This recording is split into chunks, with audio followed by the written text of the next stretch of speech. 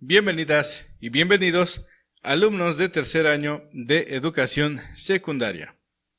En este video abordaremos el tema de los movimientos políticos y sociales, los cuales se desarrollaron sobre todo en el México post-revolucionario, es decir, en el México después de la Revolución, cuando ya se había establecido el periodo del presidencialismo, donde existía un partido dominante, el cual estaba instalado en la política de México entre los años de 1929 al año 2000, y nosotros lo vamos a acotar del año 1940 a 1982, ¿ok?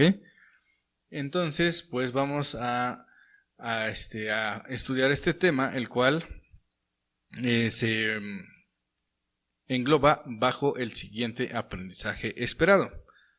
Reconoce las causas de la desigualdad social, el descontento político y la importancia de la participación social, ¿ok?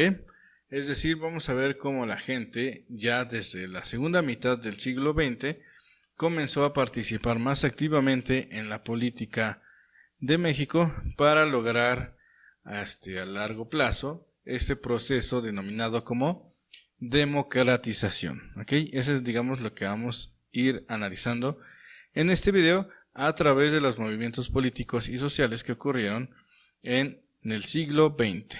Pues bien, comencemos. Con el aumento de la población, la situación de desigualdad social creció en nuestro país. Recuerden que el aumento de la población en México se desarrolló a través de un fenómeno denominado como explosión demográfica, que no fue propia de México, sino de todo el mundo, ¿sí? Entonces, esta explosión demográfica, este aumento de la población en los años 60 y 70, sobre todo en estas dos décadas, generó que la situación de desigualdad social en nuestro país creciera, lo que trajo como consecuencia la reducción de la calidad de vida de los mexicanos, sobre todo de la clase media. Ya estamos en lo que es en los años 60, 70, cuando pues ya México va saliendo de este periodo económico denominado como el milagro mexicano. Ya el milagro mexicano estaba llegando a su fin, y en los años 60 y 70 México pues empieza a tener una serie de crisis sociales que van a derivar en diversos movimientos de protesta, como vamos a ver a continuación, ¿sí? ¿Y cuál fue la clase social más afectada en esa época? Por supuesto, la clase campesina y también la clase media que vivía en las ciudades, que fue de cierta manera mermando su calidad de vida, algunos hasta convertirse pues en clase no privilegiada, ¿verdad? Es decir, formando parte de los índices de la pobreza. En ese sentido, entonces, comenzó, por aquellos años, a surgir un descontento hacia la forma de gobernar del partido dominante, el cual, lejos de resolver algunos problemas de manera pacífica, lo hizo de manera violenta a través de la represión. Era una de las características de los gobiernos del presidencialismo, que eran autoritarios. No podías tú protestar en aquellos años, porque inclusive el protestar, el manifestarte en las calles, era considerado incluso como un delito, el famoso delito de disolución social. Entonces lo que hacía el Estado, lo que hacía el gobierno, era enviar un aparato represivo, es decir, que iba y acababa o detenía estas manifestaciones sociales, el cual era sobre todo el cuerpo de granaderos, ¿sí? Es decir, los policías, y a su vez también a veces, cuando la situación se salía de control, al ejército, ¿sí? Entonces, ¿de qué manera llegaban estos dos aparatos de represión? Llegaban pues golpeando, llegaban disolviendo lo que son las manifestaciones de manera violenta, ¿sí? Era uno de los sellos de los gobiernos de estos años, ¿sí? Del presidencialismo, que formaban parte de este partido dominante, ¿sí? Muy bien. El descontento político entonces orilló a la clase política mexicana a crear partidos de oposición que fueran un contrapeso del partido dominante, ¿sí? Uno de esos partidos fue el de Partido Acción Nacional, que surgió en 1939 con su fundador Manuel Gómez Morín, ¿sí? No ha sido el único partido que de cierta manera inició como una oposición al partido dominante, que era el Partido Revolucionario Institucional, al PRI, ¿eh? Sino que surgieron otros más, pero digamos el que siempre ha estado queriendo ser la oposición de este partido, o que nació, de hecho, siendo una oposición de este partido, fue el Partido Acción Nacional. Curiosamente, en la actualidad, pues este partido, en las elecciones, pues están uniendo, ¿verdad? Pero bueno, en aquella época surge como oposición. La tendencia de este partido y sus afiliados fue y sigue siendo de corte conservador.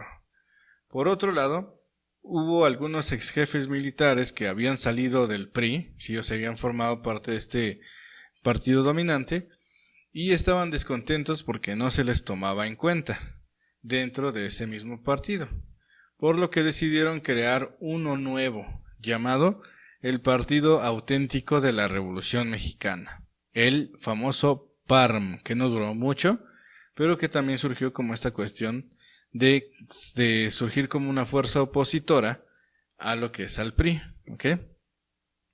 Y por su parte, la izquierda mexicana se supeditó a las acciones del Partido Popular Socialista, ¿sí? Y hubo un partido que fue clandestino, que estaba prohibido aquí en México, que fue el Partido Comunista de México. Entonces, estos fueron los principales partidos políticos que intentaron ser la oposición del partido dominante, o sea, del Partido Revolucionario Institucional, es decir, del PRI. Pero ustedes acuérdense que este priato continuó hasta el año 2000, ¿ok? Pero entonces estaban comenzando a gestarse desde los años 30, 40, lo que son las ideas de la oposición, que lo que buscaban o son necesarios estos partidos para definir un México democrático, es decir, donde no solamente exista una opción de gobierno, sino que también puedan existir otras y se puedan elegir y se puedan ejercer la voz y el voto, ¿no? Esas, digamos, son las primeras ideas que en el siglo XX de lo que México necesitaba y necesita, es decir, un México más democrático donde haya mayor participación ciudadana. Entonces los abuelitos de toda esta cuestión de la democracia en nuestro país en el siglo XX pues fueron estos partidos, ¿verdad?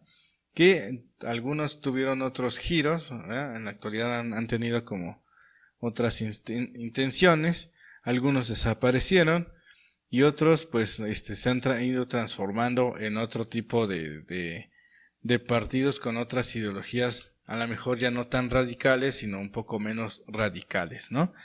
El asunto es que la creación de estos partidos enriquece la historia de la democracia en nuestro país, la búsqueda de buscar más opciones políticas y no siempre el mismo, ¿sí?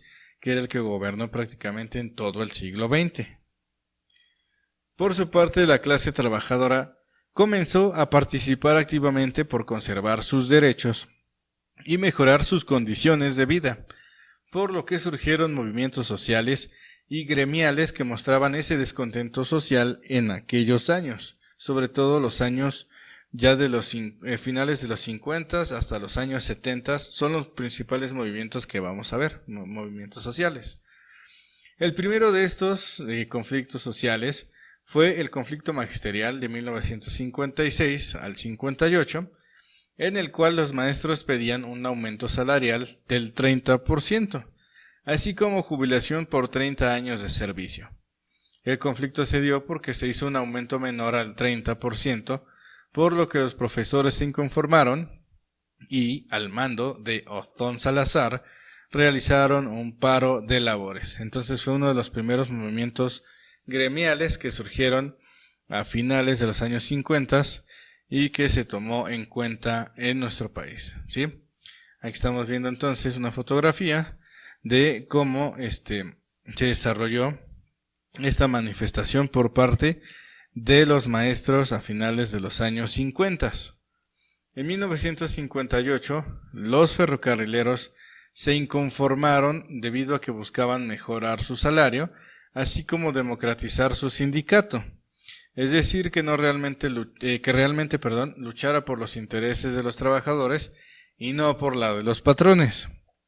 El conflicto fue liderado por Demetrio Vallejo y posteriormente por Valentín Campa, quienes fueron encarcelados, ¿sí? El movimiento fue duramente reprimido por el gobierno de Adolfo López Mateos y solo se consiguió cambiar a los líderes sindicales que siguieron siendo fieles al gobierno.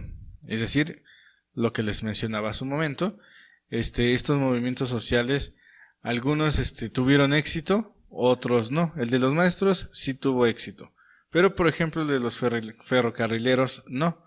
Fue duramente reprimida y varios de sus líderes que estuvieron en estas huelgas fueron encarcelados. En aquella época la cárcel famosa era la de Lecumberri, que actualmente es el Archivo General de la Nación, ¿ok? Entonces aquí estamos viendo cómo los ferrocarrileros se fueron a huelga y finalmente pues los líderes Demetrio Vallejo y Valentín Campa fueron encarcelados y este descontento pues siguió en aquella época. Finales de los años 60 durante el sexenio de Adolfo López Mateos. El caso de la inconformidad de los telegrafistas, que fue otro movimiento social que se dio en aquella época, se debió a que quisieron aumento de salario, por lo que fueron despedidos 27 trabajadores. En protesta por ello, más de 7,000 de estos colegas de estos 27 trabajadores también se unieron y la situación concluyó en que se reanudaron los trabajos dándoles el aumento a los trabajadores. Es decir, también hubo un descontento por parte de los telegrafistas, los cuales algunos los corrieron y sus compañeros en protesta se unieron a esos 27 y al final lograron el aumento de salario, ¿sí? Entonces aquí estamos viendo cómo los telegrafistas y telefonistas en aquella época se unieron a esta causa para generar mejores salarios. Entonces vean cómo van surgiendo estos movimientos gremiales, estos movimientos sociales de estos años, ya cuando estaba entrando en decadencia lo que es la cuestión del milagro mexicano, ¿sí? Ya se iba acabando el milagro mexicano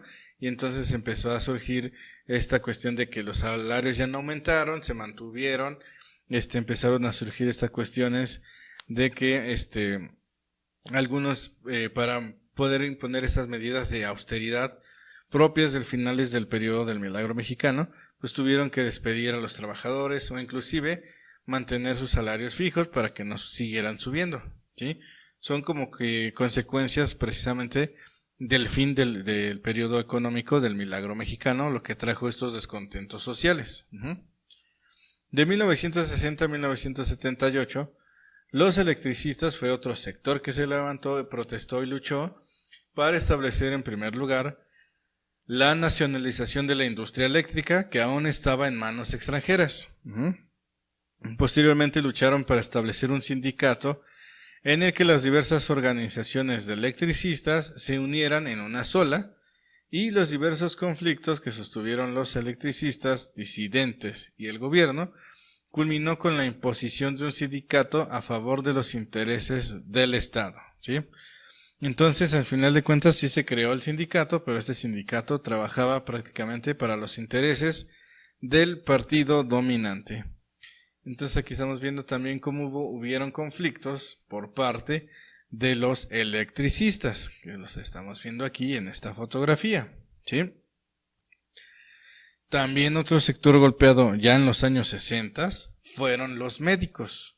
En 1964 los médicos del ISSSTE realizaron paro de labores porque no se les pagó el aguinaldo completo. Más tarde se les unieron también otras instituciones de salud, sobre todo los del IMSS, En respuesta a estas protestas que realizaron los médicos, 206 fueron despedidos. y la situación fue resuelta de manera mínima por parte de Gustavo Díaz Ordaz, pero al final el conflicto continuó y concluyó con despidos masivos y encarcelamientos, así como por la toma de hospitales por militares. Entonces vean esta cuestión del autoritarismo, donde ya prácticamente también el ejército, sí, ejerció este autoritarismo por parte, este ejercicio de represión hacia los médicos en 1964. Sí, entonces, como ustedes están viendo, varios sectores de la población mexicana en aquella época, empezaron entonces a protestar, empezaron a generar manifestaciones sociales, y como les digo, en aquella época eso era un delito, ¿sí? El famoso delito de disolución social.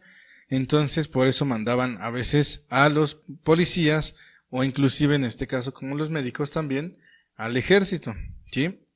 Entonces vean aquí una fotografía de cómo se manifestaron los médicos por precisamente estos despidos que estaban sufriendo algunos de sus colegas. Perdón, y vamos a entrar con uno de los conflictos que, digamos, fue la gota que derramó el vaso, ¿sí?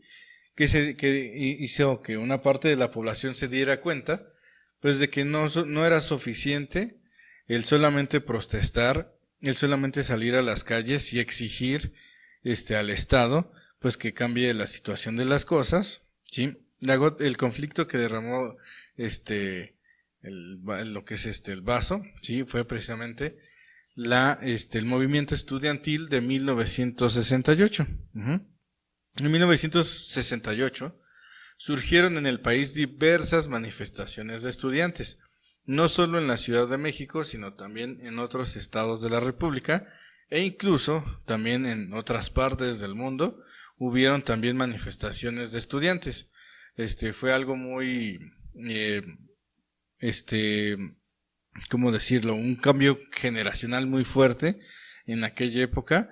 Los estudiantes de muchas universidades del mundo empezaron a manifestarse en contra del autoritarismo, que no solamente se daba en México, sino también en otros gobiernos del mundo. Entonces, en México también se dio esta cuestión de los movimientos estudiantiles en el año de 1968, ¿sí? Fue un movimiento social ocurrido entre julio y octubre, al menos aquí en la Ciudad de México, en el que los estudiantes se manifestaron contra el Estado, ¿sí?, por una mayor democratización del país. Empezó en un principio por un conflicto entre dos preparatorias, un conflicto entre jóvenes, una riña, la cual fue brutalmente disuelta por parte de los ganaderos de la Ciudad de México, y precisamente entonces a raíz de ello, pues la sociedad ya cansada, los estudiantes ya cansados de este autoritarismo, comenzaron entonces a buscar estas demandas para generar una democratización en nuestro país, y no solamente que estuviera un partido a la cabeza, sino pues que hubiera una mayor participación social y política de lo que es de la sociedad mexicana, ¿sí? Digamos, fueron de los primeros que dijeron: hace falta alzar la voz, hace falta reconocer nuestros derechos y ya basta pues de los abusos, ¿no? Entonces, lo que se buscaba entonces era fueron los inicios en el año 68 de la búsqueda de la democratización, al menos desde el punto de vista ya no de la clase política, como lo vimos hace un momento, cuando surgieron los partidos políticos que eran oposición del PRI, pero aquí no solamente fue una cuestión puramente del sector político, sino que también la sociedad en general, o sobre todo los estudiantes, fueron los que dijeron: pues sí, necesitamos también participar, también necesitamos formar parte de este proceso de democratización, y no solamente dejárselos al Estado o a los representantes políticos, ¿sí? Entonces, el país vivía en aquella época bajo un sistema autoritario, represivo y violento, ¿sí? Entonces buscaban, los estudiantes buscaban sobre todo mayores libertades, ¿sí? Y desgraciadamente este movimiento, que inicia en julio y termina en octubre, ¿sí? Culminó con la matanza de estudiantes el 2 de octubre de 1968 en la Plaza de las Tres Culturas. Entonces, como ven, terminó de manera sangrienta por parte del Estado, ¿sí? Que ordenó pues la ejecución de estos estudiantes en lo que es en la Plaza de las Tres Culturas, debido a que ese mismo año también, en 1968, estaban por celebrarse los Juegos Olímpicos aquí en lo que es en nuestro país, y precisamente pues para evitar que siguieran estos conflictos de estudiantes, pues ocurrió lamentablemente es uno de los episodios más sangrientos y tristes de nuestra historia, que fue la matanza del 2 de octubre de 1968. Pero no fue el único movimiento estudiantil que fue reprimido de manera violenta por el Estado, ¿sí? También existió, aquí vamos a ver imágenes de lo que es de lo ocurrido en 1968. Aquí estamos viendo cómo el rector también encabeza esta marcha que organizaron estudiantes. Aquí vemos algunas fotografías de lo que ocurrió, de cómo se detenían a los jóvenes por esta cuestión de del delito de disolución social. Aquí estamos viendo una fotografía ya de ese día, del 2 de octubre de 1968, como el ejército detuvo a algunos jóvenes. Y pues bueno, estas fotografías que estamos viendo son fuente primaria de la historia. Nos está hablando pues gráficamente de lo que ocurrió aquella noche del 2 de octubre de 1968. Otro episodio de represión estudiantil, que como les digo, el 68 no fue la única, ocurrió el 10 de junio de 1971. Tuvo lugar en las calles de la Ciudad de México por la actual estación del metro normal, ¿sí? En dicho conflicto, un grupo de estudiantes realizaba una manifestación en apoyo a otros estudiantes, particularmente de los de la Universidad de Nuevo León, quienes habían recibido una disminución en su presupuesto en la UANL, ¿verdad? En la Universidad Autónoma de Nuevo León, ¿sí? La manifestación entonces fue también disuelta por un grupo paramilitar. Un grupo paramilitar es un grupo especial, entrenado, que servía para precisamente eso, atacar a algún movimiento para destruir protestas sociales. Eso significa grupo paramilitar. Son entrenados por el propio Estado, ¿sí? Algunos se dicen que de manera clandestina incluso, para que precisamente hagan eso, haya una manifestación, una protesta, y entonces el Estado pues envíe a estos infiltrados, y a veces infiltrados o a veces incluso así de manera directa, como lo fue aquí en 1971. Esa es la función que tiene este grupo. Es un cuerpo militar que lo que sirve es para disolver estas manifestaciones sociales. Entonces ese es un grupo paramilitar. En aquella época entonces, en 1971, el 10 de junio, el grupo paramilitar llamado los Halcones, ¿sí? Llegaron con katanas de madera y armas de fuego y golpearon y asesinaron a decenas de estudiantes. O sea, prácticamente se repitió lo que, aunque no a gran escala, como lo que ocurrió en 1968. Se me pasó dar un dato referente al grupo paramilitar que participó en el 68. El grupo paramilitar de la matanza del 2 de octubre fue el Batallón Olimpia, ¿sí? Y en el caso del Jueves de Corpus, como se le llama, o el Halconazo, como también recibe este nombre, del 10 de junio de 1971, fueron los Halcones, ¿sí? En ese grupo paramilitar. Entonces, como ven, los estudiantes también volvieron a sufrir otro episodio de represión y de violencia por parte del Estado. Ya dijimos, cerca del metro normal, ¿verdad? Aquí está.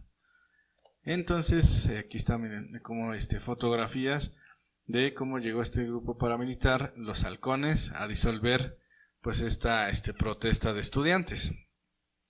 ¿Sí? Entonces, muchos de estos estudiantes que habían salido de la generación del 68 y algunos pensadores, algunos campesinos, algunos intelectuales decidieron entonces solucionar los problemas del país ya no a través de la vía pacífica. Se dieron cuenta que el Estado pues no respondía al diálogo, no respondía de manera pacífica, sino de manera agresiva. Te mandaba a la policía, te mandaba al ejército, perdón. Entonces, no había otra manera entonces de hacerle entender al gobierno que a través entonces también a través de la violencia, ¿sí? Entonces, debido a la difícil situación en la que vivían campesinos y obreros en el país hacia la segunda mitad del siglo XX, que ya lo vimos, generó una serie de conflictos gremiales y sociales. Decidieron entonces levantarse en armas contra el gobierno, ¿sí? Se dieron cuenta estos grupos estudiantiles, estos grupos campesinos, estos grupos obreros, que la vía pacífica no era el camino para resolver conflictos, pues el partido dominante te reprimía de manera violenta, ¿sí?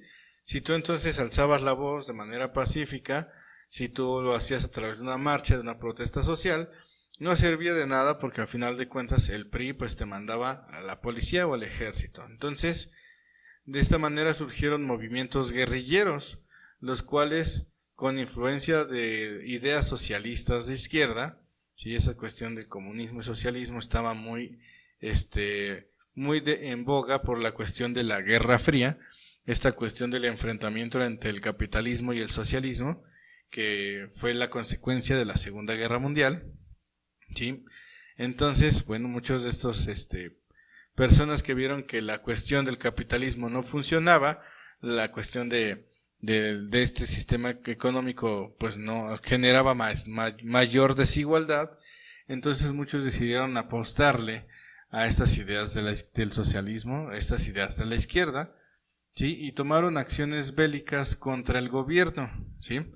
Y contra el gobierno y sobre todo contra algunos empresarios que lo que hacían era secuestrarlos, algunos de ellos los secuestraban, para pedir rescate y con ello pues seguir combatiendo al gobierno, ¿sí? A través de enfrentamientos guerrilleros, ¿no? Habían existido generalmente dos tipos de guerrilla: la guerrilla campesina, la guerrilla rural, que se dio sobre todo en los estados de Guerrero y algunos en el estado de Morelos, por ejemplo en Morelos Rubén Jaramillo, en lo que es en el estado de Guerrero los de Lucio Cabañas y Genaro Vázquez, por ejemplo.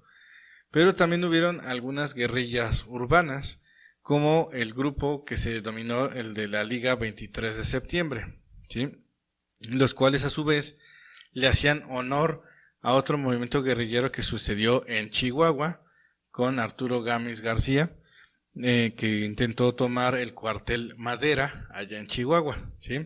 Entonces todos estos movimientos ya no fueron pacíficos, fueron ya movimientos violentos, un enfrentamiento directo entre sectores de la población que estaban francamente ya en contra del gobierno y el mismo Estado que trataba de defenderse pues de estos movimientos sociales, pero que obviamente pues tenían una superioridad militar y policial pues bastante grande, y obviamente esto generó algo que se denomina este enfrentamiento entre las guerrillas y el Estado mexicano, se denomina como la Guerra Sucia. Y eso ocurrió sobre todo en los años 70 durante los sexenios de Echeverría y López Portillo. Y ahí fue donde la situación económica de México pues fue todavía decayendo mucho más. Entonces, durante esta época de la Guerra Sucia, el Estado enfrentó a estos guerrilleros, pero pues lo que hacían era prácticamente el de secuestrarlos, torturarlos y desaparecerlos, ¿sí? Entonces, en eso consiste la Guerra Sucia. Lo que hizo el Estado contra estas personas, pues al torturarlas, al secuestrarlas, y desaparecerlas. Desaparecerlas pues significa que no dejaran rastro nada de estos miembros de estas guerrillas, ¿no? Ya en los años 80 estas guerrillas fueron perdonadas y algunos de ellos les permitieron ya posteriormente formar parte de algunos partidos de oposición, ya con este fenómeno de la apertura democrática que se va a dar en los años 80, pero en los años 70 sí fue un enfrentamiento terrible entre estos dos grupos. ¿Sí? Entonces, como les digo, entre los principales guerrilleros se encuentran Rubén Jaramillo de Morelos, Arturo Gamis García, que intentó tomar el cuartel de Madera en Chihuahua, Genaro Vázquez, Lucio Cabañas en Guerrero, pero sobre todo la guerrilla urbana conformada por la Liga 23 de septiembre, que secuestró al empresario Eugenio Garza Sada, uno de los hombres más ricos de los años 70. Y aquí estamos viendo una fotografía de cómo estaban boletinados pues los miembros de la Liga 23 de septiembre, ¿okay? De esta guerrilla urbana. Y bueno, con esto estaríamos terminando los principales conflictos y movimientos sociales del siglo XX en nuestro país, sobre todo de la etapa de los años 40 a los años 80, ¿ok? Espero que este video haya sido de su agrado. Nos estamos viendo, cuídense mucho. Hasta la próxima.